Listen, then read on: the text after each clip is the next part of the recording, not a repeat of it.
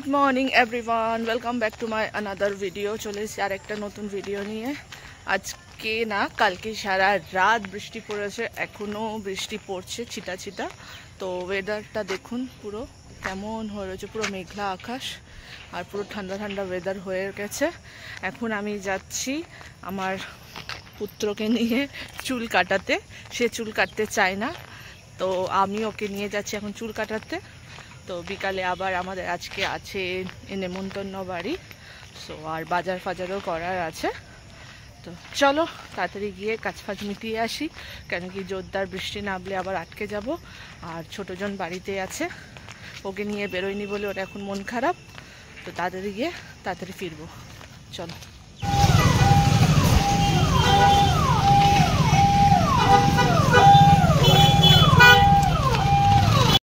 আর আমি এখানে বাজার করতে ঢুকে পড়েছি।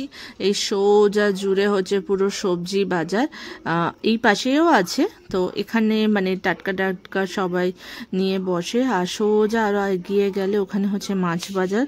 তো আমার মাছ বাজারের দিকে আমার যাওয়ার কাজ নেই, মাছ বাজারে গেলে আমার গন্ধ সহ্য হবে না।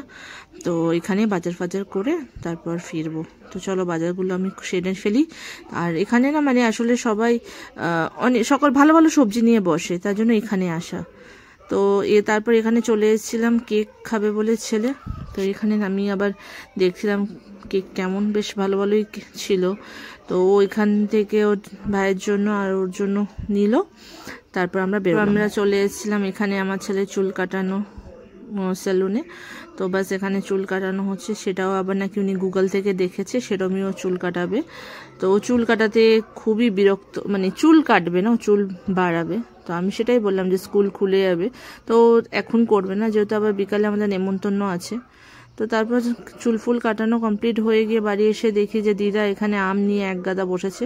আগের দিন আমি আম নিয়ে এসেছিলাম আবার 5 কিলো, তো সেগুলোই আবার ছুরিয়ে কাটাকাটি শুরু করে দিয়েছি। যখন বেরিয়েছিলাম তখন আমি বিছনা গোছাইনি। তো এসে দেখি আমার ছোট রাজকুমার, আমার পুত্র আমার কাজ সেরে দিচ্ছে।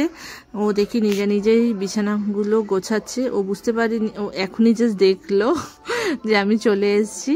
তো দেখুন ও বিছনা গোছাচ্ছে। তো এত ছোট মানুষ যে ও বিছনা গোছাচ্ছে, কিভাবে গোছাচ্ছে আবার কিভাবে টান টান করছে, এটা হচ্ছে ওর টেকনিক। দেখুন ও কিভাবে যে করে কাজগুলো, মানে আমার নিজের হাসিও পাচ্ছিল, আবার ভাবছিলাম যে বুদ্ধিটাও তো কম নয় যে এইভাবে যে টান টান করতে হবে। থেকে বেরোবার সময় কিছু খেয়ে বেরোয়নি, তো এখন ব্রেকফাস্ট নিয়ে বসে পড়েছি। আলুর তরকারি আর লুচি আর আমের আচার, যেটা দিদা তাড়াতাড়ি বানিয়ে ফেলেছিল। শেষ করে আমি এখানে জানলা থেকে এই ফুলগুলো দেখছিলাম। তো এখন যেহেতু বৃষ্টি পুরো নেমে আসলো ঝমঝমিয়ে, তো পুরো ভিজে গেছে গাছপালাগুলো। আর এই বেগুনি গাছের কি তাড়াতাড়ি বাড়ি ফিরে এসেছি, যা ভাগ্যিস চলে এসেছিলাম তাড়াতাড়ি। ঢুকেই তো বেশ শুরু হয়ে গেল ঝড় বৃষ্টি ভালোভাবে। আর এখানে আমার মা বেরিয়ে পড়েছে অফিসের জন্য। তো এখন মানে বৃষ্টির জন্য আজকে মায়েরও একটু লেট হয়ে গেছে, কেন কি এত বৃষ্টি পড়ছে রেগুলার ঠিক এমন সময় বৃষ্টি নামবে যখন মানুষ অফিস যাবে বা কোনো কাজে বেরোবে। তো আর কি করা যাবে, এইভাবেই তো চলতে। গত 1 সপ্তাহ ধরে যা পরিমাণে বৃষ্টি হচ্ছে, তো আজকে আমাদের লাঞ্চে হয়েছে খিচুড়ি, আমের আচার, বেগুন ভাজা আর পাঁপড় ভাজা।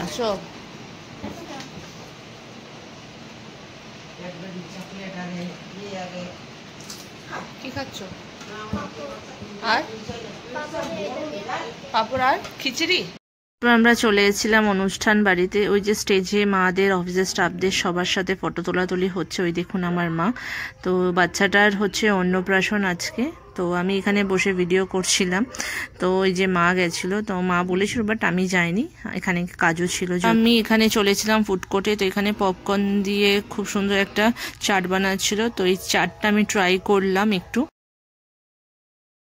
খাওয়া দাওয়া হয়ে যাওয়ার পর আমরা বেরিয়ে পড়েছিলাম বাড়ি যাওয়ার উদ্দেশ্যে। উঠে পড়েছিলাম আমরা অটোতেও।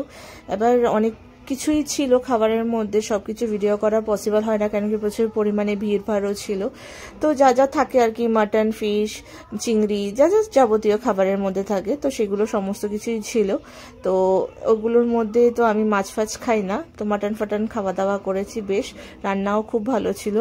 তো এই ছিল আমার আজকে ছোট্ট ভিডিও। ভালো লাগলে অবশ্যই লাইক করবেন, শেয়ার করবেন, কমেন্টে জানাবেন কেমন লাগলো আজকের আমার ছোট্ট ভিডিও। দেখা হচ্ছে আবার নেক্সট ভিডিওতে। ততদিনের জন্য সবাই ভালো থাকবেন, সুস্থ থাকবেন, স্বাভাবিক থাকবেন। টাটা।